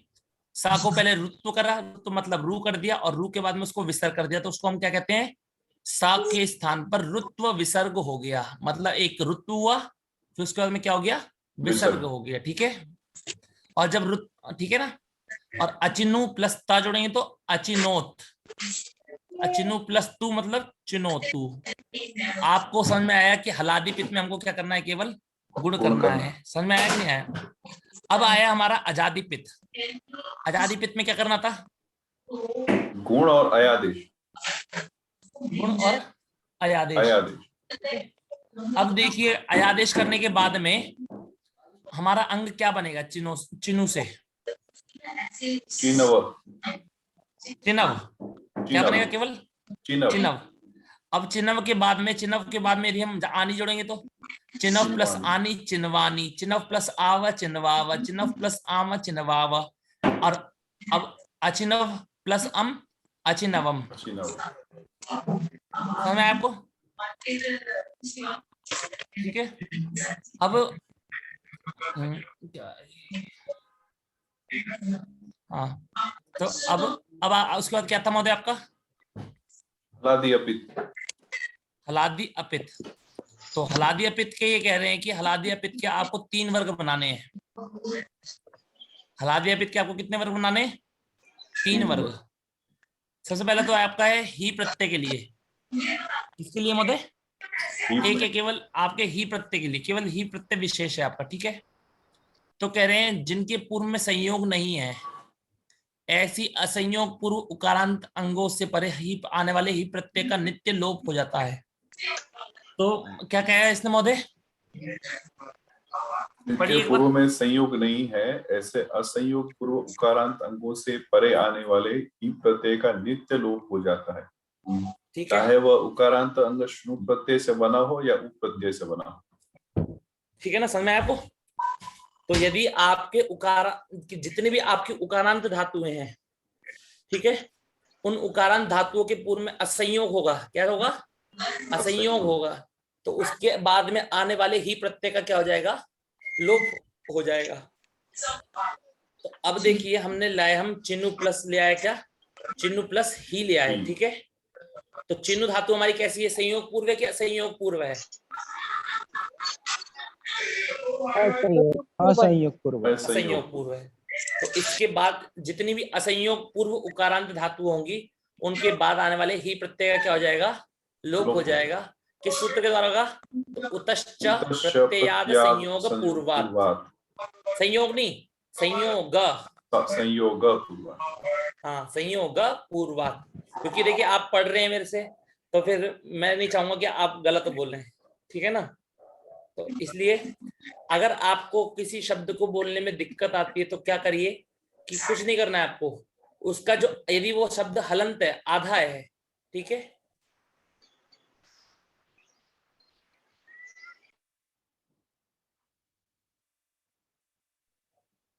हरिओम। जी श्रूयते भवान् वदतु। नहीं, म्यूट कर दिया था महोदय भी सर। मैंने कुछ नहीं किया। नहीं, लिखा आया था मेरे को, दी होस्टेड म्यूटेड यू। तो देखिए, तो क्या कह रहा था मैं, क्या कुछ कह रहा था? हाँ, जैसे जब भी आपको किसी शब्द का शुद्ध उच्चारण करना है, यदि वो शब्द आपका आधा है तो आपको उसको पूर्व वाले के साथ बोलना है। ठीक है। और यदि वो पूरा है तो आपको क्या बोलना है? उसको अलग बोलना है। तो जैसे आपने बोला संयोग, बोला आपने, तो हम लोग हिंदी में संयोग बोलते हैं। तो संयोग मतलब कैसे? अभी देखिए, संयोग हमने बोला, पर यहाँ तो आ है, और हम जो संयोग बोल रहे हैं उस संयोग में अंतिम में आ सुनाई नहीं पड़ रहा है। पड़ रहा है क्या? नहीं पड़ रहा है संयोग। पर जब हमको इसका उच्चारण, सही उच्चारण कैसे करेंगे? तो आपको क्या बोलना है? संयोग। उसको हल्का सा, उसको अलग बोल देना, बस हल्का सा, थोड़ा सा गैप देकर हल्का सा अलग बोलना है, संयोग। इसी प्रकार जिस प्रकार बोलते हैं, अब आपका नाम है निकुंज, तो आपको यहाँ पर आपको निकुंज बोलेंगे। निकुंज में क्या है कि जा आपका हलंत हो रहा है। तो जब हम हिंदी भाषा बोलते हैं तो हिंदी भाषा में हम हलंत शब्दों का प्रयोग करते हैं। होता अंतिम में आ है, पर हम लोग बोलचाल में क्या हो गया? बिना आ का प्रयोग होने लग गया। पर यदि आप साउथ में जाएंगे तो आपको निकुंज नहीं बोलेंगे कोई भी, आपको क्या बोलेंगे? निकुंज। इसी प्रकार मेरा नाम मनीष है, तो मनीष ना बोल के क्या बोलेंगे? मनीष। ठीक है। इसी प्रकार उच्चारण का ध्यान रखिए। अभी देखिए, पूर्वात में त हलंत है कि नहीं है? अब इसे पूर्वात बोलना सही रहेगा कि पूर्वात? नहीं, पूर्वात। पूर्वात बोलना सही रहेगा ना? तो इसलिए ध्यान रखिएगा। ठीक है। अब अगला सूत्र है आपका लोपश्चास्यान्यतरस्याम वो हो। ठीक है। अब इसमें आपका म और वा आपका क्या है महोदय? निमित्त है। वा और म आपका क्या है? निमित्त है। निमित्त है आपका। ठीक है। तो म और वा निमित्त है आपका, तो इसका मतलब ये म और वा पर होने पर आपको कुछ कार्य करना है। क्या है? स्पेशल कार्य करना है। ठीक है। अब वह स्पेशल कार्य क्या है? तो कह रहा है, क्या कह रहा है कि जो असंयोग पूर्व उकारांत अंग है उन अंगों के उ का विकल्प से लोप होता है। उस उ का क्या हो जाएगा? विकल्प से लोप हो जाएगा। कब होगा? जब उसके बाद में व और म प्रत्यय बाद में होगा। तो देखिए चिन्ह धातु है हमारी, सब लोग उदाहरण देखिएगा। उदाहरण देख के ही हमेशा स्पष्ट होता है, अर्थ देख करके स्पष्ट नहीं होता है, ठीक है ना, याद रखिएगा। तो उदाहरण पे फोकस रखिए। सबसे पहला उदाहरण क्या है? चिन्नु प्लस वह है, ठीक है। अब चिन्नु प्लस वह में आपने सूत्र क्या कह रहा है कि एक बार उ का लोप होगा, एक बार उ का लोप नहीं होगा। कब होगा? व और म के परे होने पर। तो देखिए चिन्नु से हमने एक बार व ला प्रत्यय आया। क्या है प्रत्यय आया? वह। क्या प्रत्यय आया हमारा महोदय? वह, ठीक है। अब वह आ गया तो आपने बोला कि वह प्रत्यय बाद में है और हमारी धातु कैसी है? असंयोग पूर्व है कि नहीं? ऐसे धातु असंयोग पूर्व। तो हमने उ का क्या कर दिया? हमने उ का लोप कर दिया। जब उ का लोप कर देंगे तो क्या बनेगा महोदय? बचेगा चिन्ह, न, चिन्ह बचेगा। और चिन्ह में वह जोड़ेंगे तो क्या बनेगा आपका? चिन्वह। तो कह रहे हैं लोप होने पर क्या बनेगा आपका? चिन्वह, चिन्मह, चिन्वहे, चिन्महे, चिन अचिन्व, अचिन्व, अचिन्म, अचिन्वही, अचिन्मही। और जब लोप नहीं होगा तो क्या होगा? चिनुवह, चिनुमह, चिनुवहे, चिनुमहे। इसमें गुण क्यों नहीं हुआ महोदय? तो चिनुवह बना रहे हैं, इसकी जगह चिनोवह क्यों नहीं बनाया इन्होंने? गुण निषेध हुआ था ना, हलादी अपित अपित हाँ, क्योंकि ये जो वह प्रत्यय है आपका, ये हलादी हलादी अपित प्रत्यय, ठीक है। हाँ। तो किंग इतिचा से निषेध हो जाएगा, ठीक है। अब आपको दोबारा मजबूत करना है किंग इतिचा सूत्र को, ठीक है ना, क्योंकि किंग इतिचा सार्वधातुकम अपित। अब आपको उसका बहुत तो उपयोग अब आपको मिलेगा ज्यादातर, ठीक है ना। तो वह महा ये सारे आपके हलादी अपित। अब एक प्रश्न करते हैं महोदय, ठीक है ना, या फिर करना सही रहेगा या नहीं सही रहेगा? एक बार पहले मैं खुद देख लेता हूं ताकि तभी आपको बोलूं। एक मिनट, चलिए मैं आपको बाद में देख के प्रश्न करता हूं, क्योंकि ये स्वादिगण जी आज है, की वो क्लास आपको में हेल्प कर देंगे। है। तो भरत सबसे जी पहले है, मुझे हेल्प एक बार कर देंगे आपको। नहीं, एक बार मुझे संख्या बता दीजिए, क्या कहते हैं सार्वधातुक अर्धातुकों की।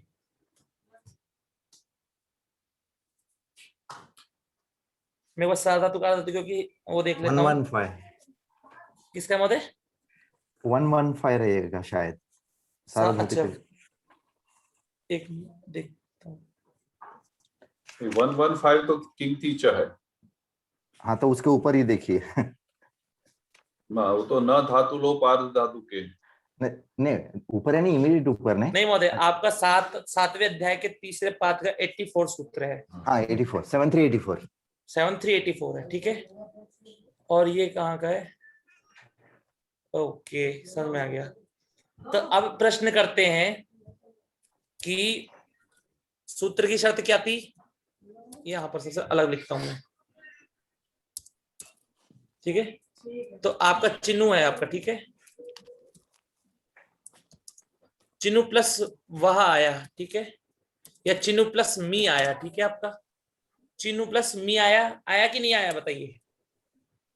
सभी को दिख रहा होगा चिन्हू प्लस मी। अब ये मी प्रत्यय की पहचान करिए पहले, सबसे पहले।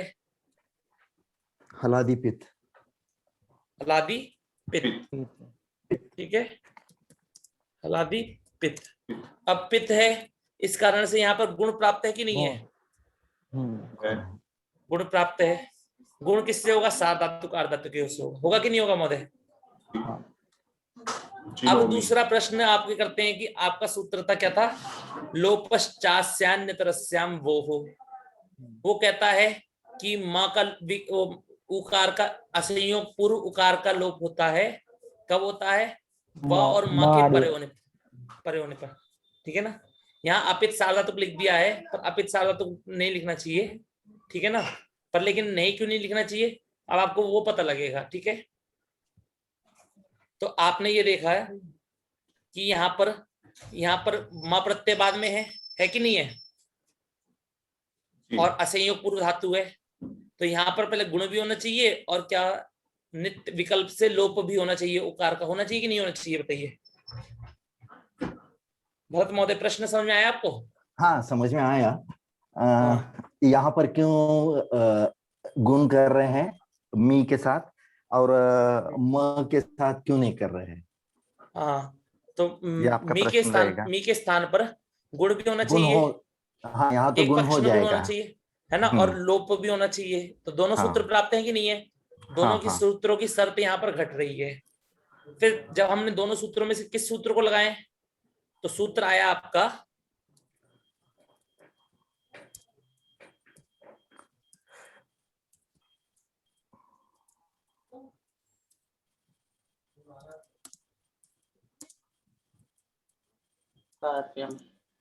क्या है? विप्रतिषेधे परम कार्य। कार्यम, तो इसीलिए आपने नंबर देखा।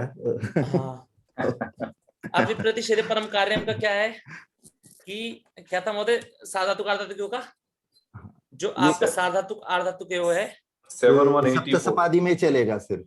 नहीं, सप्तसपादी अभी छोड़ दीजिए, क्योंकि मैं अभी सप्तसपादी नहीं समझाऊंगा, क्योंकि थोड़ा भी वो हो जाएगा, या फिर नहीं तो फिर मैं पहले पूरा समझाऊंगा, ठीक है ना। तो सार्वधातुक आर्धातुक के जो सूत्र है आपका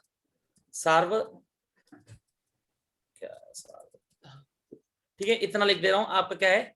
7384, ठीक है। और जो आपका ये सूत्र है म और वा का लोप परे होने पर लोप करने वाला, ये कहाँ का है जो सूत्र है?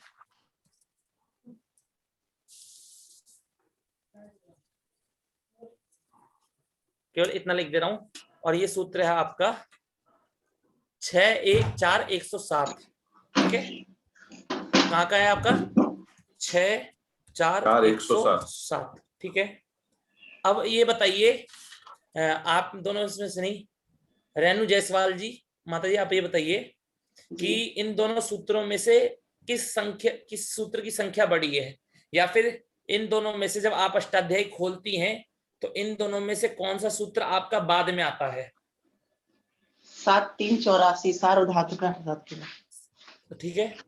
तो कहते हैं विप्रतिषेधे, अर्थात विप्रतिषेधे माने क्या है कि जब एक ही जगह पर दो सूत्र प्राप्त हो, जब एक ही जगह पर दो सूत्र प्राप्त हो, तब आपको क्या करना चाहिए? परम कार्यम, कि जो बाद वाला सूत्र हो उसको कार्य करना चाहिए।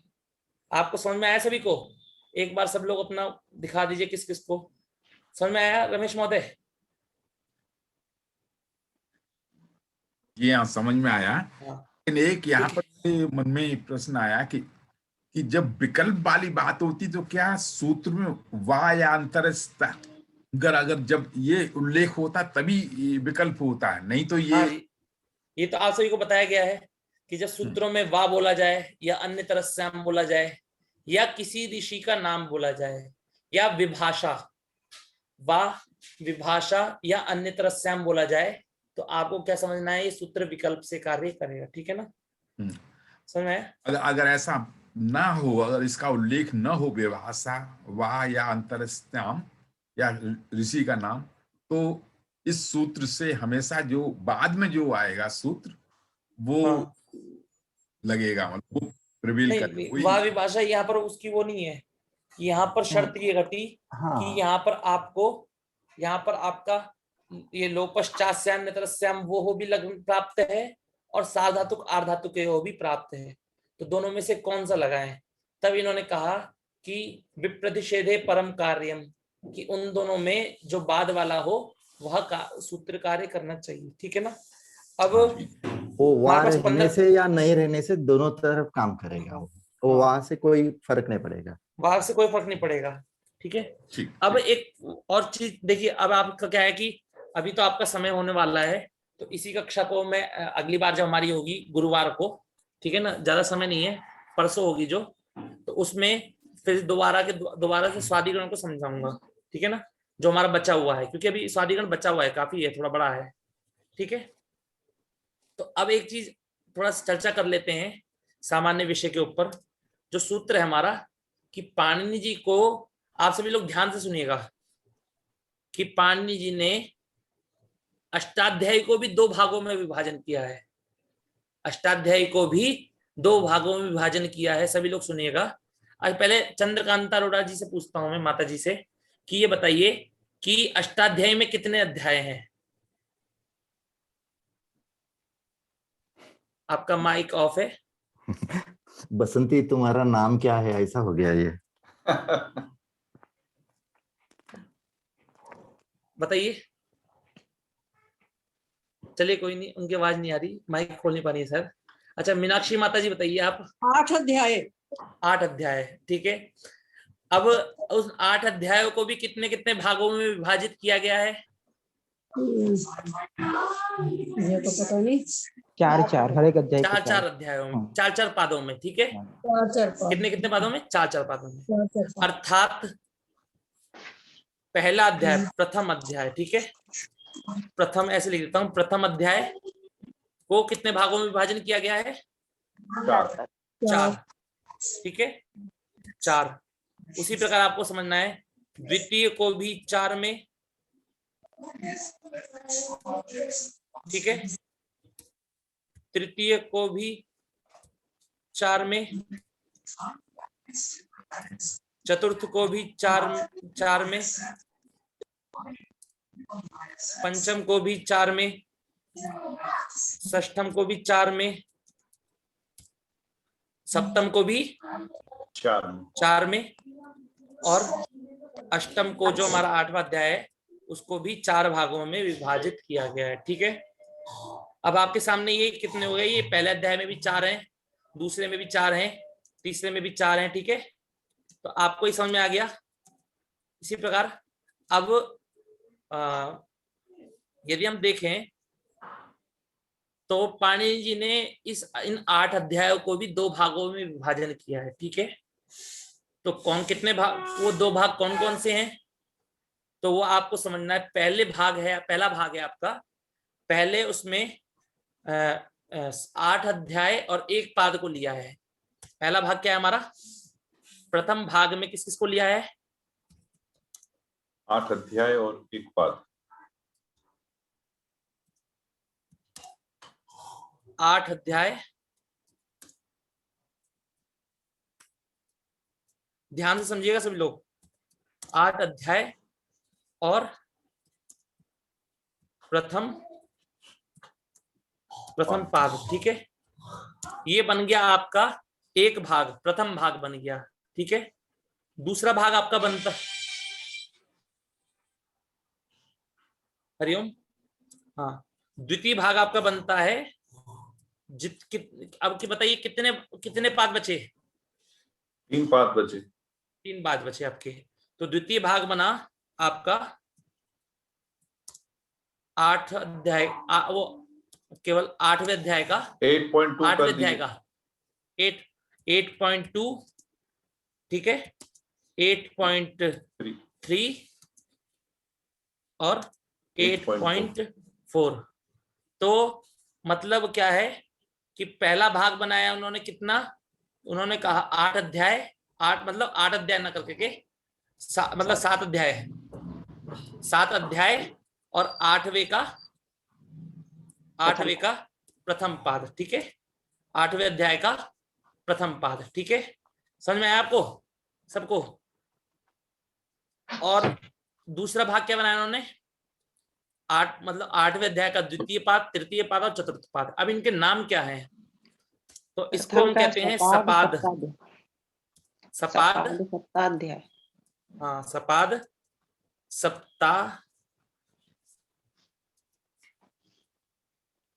सप्ताध्यायी, ठीक है, सपाद सप्ताध्यायी। और इनको कहते हैं त्रिपादी। इनको क्या कहते हैं? त्रिपादी।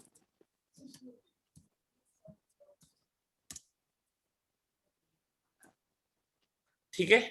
त्रिपादी मतलब क्या है कि 3 पाद है उसमें, 3 पाद हैं, इसलिए हम कहते हैं त्रिपादी। और सपाद सप्ताध्यायी क्यों कहते हैं? तो सपाद सप्ताध्यायी का मतलब क्या है? सपाद माने होता है एक पाद, अर्थात आप सभी को पता होंगे कि एक उसके हम 4, हमारे अध्याय कितने हैं? 4, ठीक है।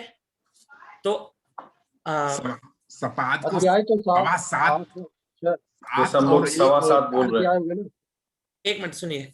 तो पहले पाद को हम किसी भी चीज के हम अगर हम एक अध्याय के 4 पाद होते हैं तो हम चारों पादों को विभाजित करेंगे, तो अब हम क्या बोलेंगे, पहले पाद को हम बोलेंगे क्या, सपाद, ठीक है। दूसरे को, और यदि हम पहले और दूसरे दोनों को बोलेंगे तो क्या बोलेंगे, ठीक है, अर्धपाद।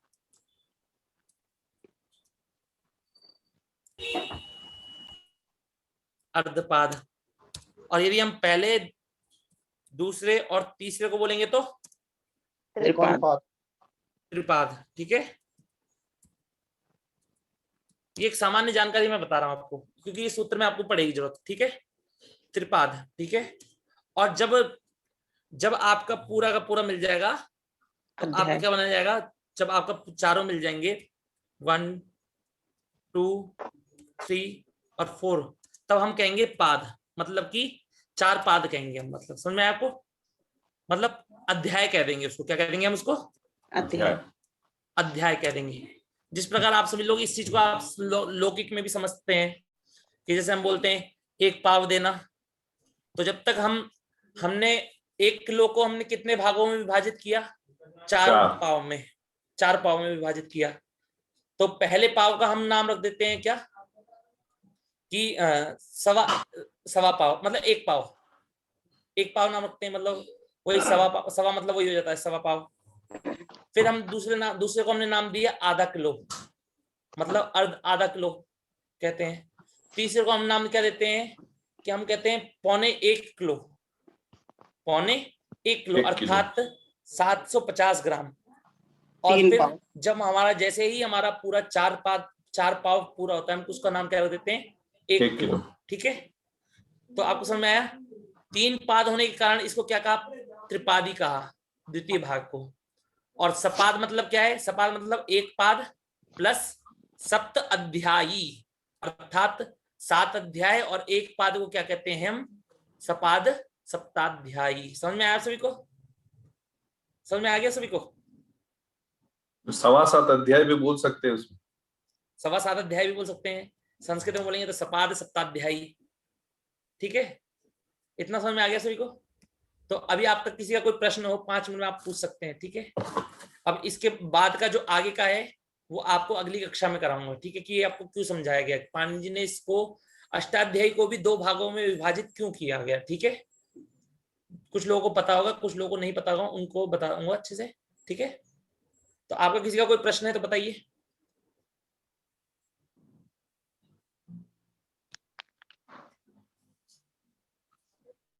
नहीं लगता है कोई प्रश्न कोई किसी का। मेरा सजेशन है